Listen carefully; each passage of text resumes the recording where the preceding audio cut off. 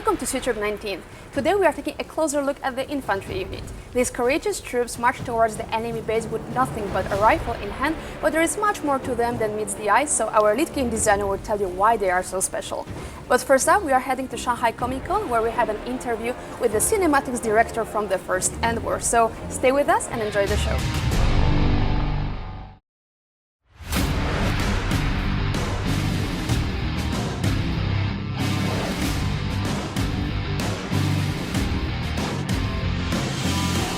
Hey there, I'm here at Shanghai Comic Con with Hugh Martel.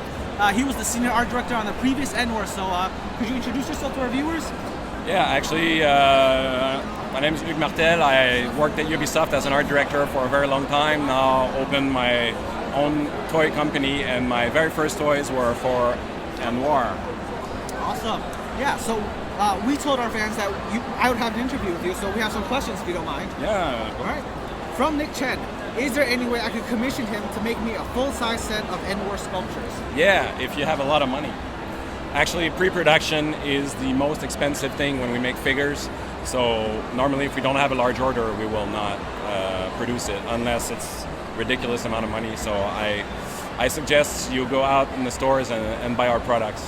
So unfortunately that's a no for now until maybe more people are interested in a sculpture. Yeah, exactly. All right. So another question.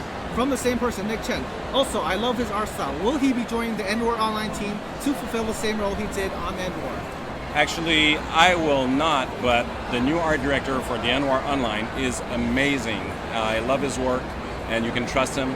They're basing a lot of choices also on what we developed before, so I think the game is just looking amazing. And you know, for an online game, it's really it's great. Thank you. Kind words. Last one from Gary Bloom. I would like to ask him the following. The action figures are pretty cool. If you could create figures for EndWar Online, what would they be?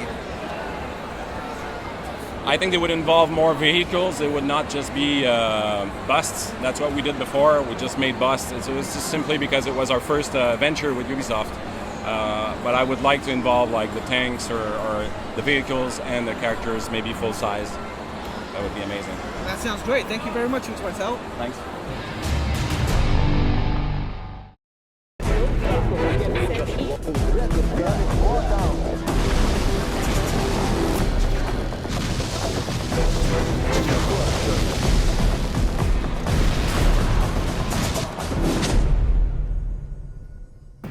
Infantry unit can play many roles, but most importantly, they are the only ones who can capture uplinks and bunkers. Both those facilities provide long-term benefit that can last the entire battle, so unless player has a blitz or rush strategy, infantry units are always good to have. There are basically three types of them, and let's have a look. Okay, the first type focuses on map control and have increased movement and capturing speed. They can get to uplinks and bunkers extremely fast, allowing players to reap their benefits earlier. The second type has a powerful restoration skill. They're great as support units.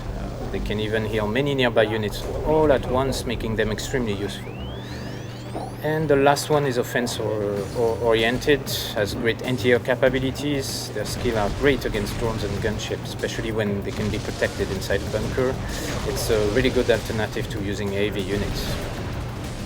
The main goal of infantry is to capture uplinks and bunkers so that the player can get an extra advantage on the battlefield. Let's check in-game how it works in detail. So uplinks provide an extra command point immediately and also accelerate the refill rate, so the long-term advantage is great. Bunkers act like a turret when captured and offer increased range and block damage from enemy. There's this classic dilemma of risk versus benefit when using infantry. Basically, if I make this risky bet to send my weak infantry's capture tactical structure, I'll get a very significant long-term benefit. My entire troops engaged in the battle will also get this benefit. But on the other hand, if they are killed before reaching their target, then I just wasted a command point, and my opponent now has an advantage. So infantry are really on a risky mission, but can be valuable. It's all about managing the risk well. Visually, I like the moment they're on the path, on their way to capture.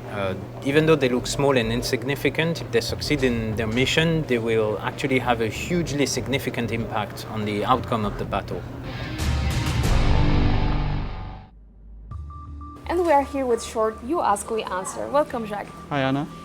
Today I have a short question for you from Commander Luna, who's asking, are there going to be mission briefings? Yes, in fact, we are already adding something similar in Alpha 05.